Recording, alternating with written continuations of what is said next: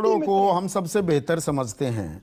ये फ्री का जो कल्चर है, फ्री बीज का कल्चर, रेवड़ी, ये यकायक इतनी चर्चा में क्यों आ गया है? कारण क्या है इसके पीछे?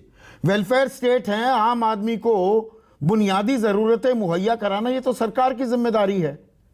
तो इनमें रेवड़ी क्या है, रेवड़ी क्या नहीं है, मैं अभी तक कंफ्यूज हूं। महीना भर हो गया इस पर चर्चा करते हुए। ये कोई नहीं बताता कि फ्री वाली चीज ये फ्री में नहीं होना चाहिए, ये फ्री में दे सकते हैं। संदीप जी, आप जो कह रहे हैं मैं उसमें पूर्ण तरह सहमत हूं। आप मेरा अभी ट्वीट देखिए, मैं वही कह रहा हूं कि व्हाट्स ए फ्रीबी? फ्रीबी है क्या?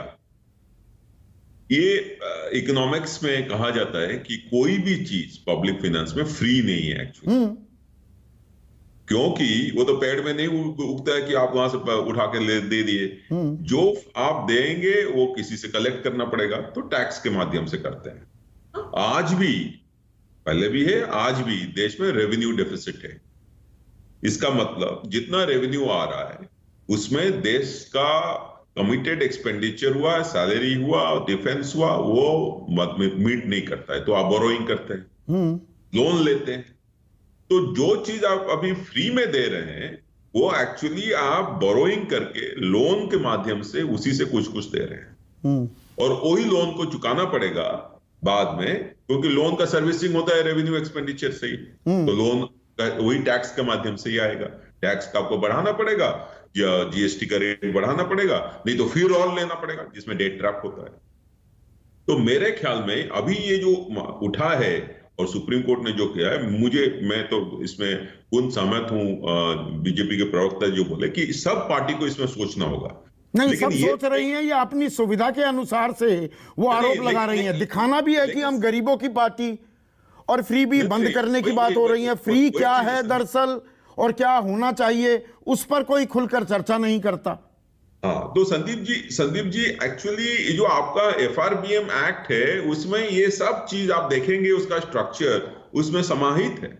आप जो कहते हैं कि डेट टू जीडीपी, आप कितना बोरो करेंगे और आपका जीडीपी कितना ग्रोथ कर रहा है, 25% के नीचे रहना चाहिए। इसलिए कहा जाता है कि आप और भी ज्यादा बोरो करके लोगों को फ्री देंगे तो फिर ये बैलेंस नहीं होगा। जो नहीं, राज्यों की हालत उसमें बुरी है। जेट टू जीएसडीपी की बात करूं, 53.3%, 53.3% वो है पंजाब का, 56.6% है जम्मू कश्मीर का। पर एक मिनट सुनिए ना प्लीज, सुनिए ना। राज्यों की तो हालत बुरी है, पर केंद्र की कौन सी अच्छी है? केंद्र की डेट टू जीडीपी रेशो एक वक्त था, अभी कुछ महीने पहले 73.95% हो गई थी। तो केंद्र अगर नसीहत देता है राज्यों को, तो अपने गिरेबान में उन्हें भी झांकने की जरूरत है।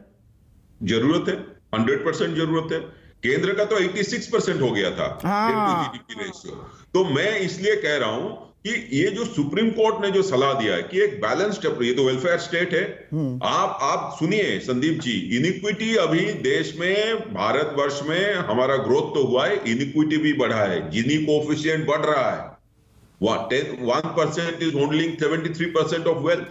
और इकोनॉमिस्ट कह रहे हैं कि इसी की वजह से वही अरब स्प्रिंग टाइप के श्रीलंका में जो सिचुएशन हुआ वो होने वाला है। ये इकोनॉमिस्ट जो है ना, मैं इनकी बातें I take them with a pinch of salt. थोड़ी इकोनॉमिक्स मैंने भी पढ़ी है, अमर पटनायक की, ये काला सूट गुलाबी अखबार वाले। अब ये तो ये भी बताते हैं कि जी किसानों को सब्सिडी दी जाती है। ये सब्सिडी शब्द पर इनको आपत्ति होने लगती है, पेट में दर्द होता है जो आम आदमी के पास जाती है। सुनिए ना प्लीज, पर 12 लाख करोड़ के एनपीए राइट ऑफ हो जाएं, प्रोडक्शन लिंक्ड इंसेंटिव के नाम पर चीजें दी जाएं, तो वो प्रोत्साहन है उद्योगपतियों के लिए। गरीब को कोई चीज मिल जाए रोजी रोटी चलाने के लिए तो इनको दर्द होता है, और ये पैरवी करते हैं कि हाँ ये राइट ऑफ बहुत जरूरी है, वरना जी धंधा बैठ जाएगा, कारोबार बैठ जाएगा। वहां भी तो बैलेंस की जरूरत है। आप जो इकोनॉमिस्ट का बात कर रहे हैं, आप जो अभी बोले एनपीए को राइट ऑफ कर रहे हैं, किसान को नहीं दे रहे हैं, उसमें मैं पूरा सहमत हूं। एनपीए को राइट ऑफ करके जब आप रिकैपिटलाइज करते हैं बैंक को, ये एक्चुअली आप उनको इट्स लाइक अ फ्रीबी। मेरा ट्वीट में मैंने आज लिखा हुआ है। तो आप सब इकोनॉमिस्ट सेम नहीं होते हैं, आप जो कह रहे हैं। तो वो जो इंक्लूसिव डेवलपमेंट आप किसी का भी ले लीजिए, कैपेबिलिटी बढ़ाने से, उनका एम्पावरमेंट होने से ही वो उस पोजीशन में पहुंचे हैं। आज केरल क्यों इतना एडवांस्ड है? इंडिपेंडेंट इंडिपेंडेंस के टाइम से, क्योंकि उन्होंने हेल्थ और एजुकेशन के ऊपर दिया। इसलिए मैं मानता हूं कि मेरिट सब्सिडी और नॉन मेरिट सब्सिडी दो चीज निकलना चाहिए। पर उस पर कोई चर्चा करने को तैयार है कौन सा क्या? मेरिट सब्सिडी है और कौन सा नॉन मेरिट सब्सिडी है, और मॉडल कोड ऑफ कंडक्ट में उसको लाना चाहिए। ये कोई चर्चा हल्का लंबा करने को तैयार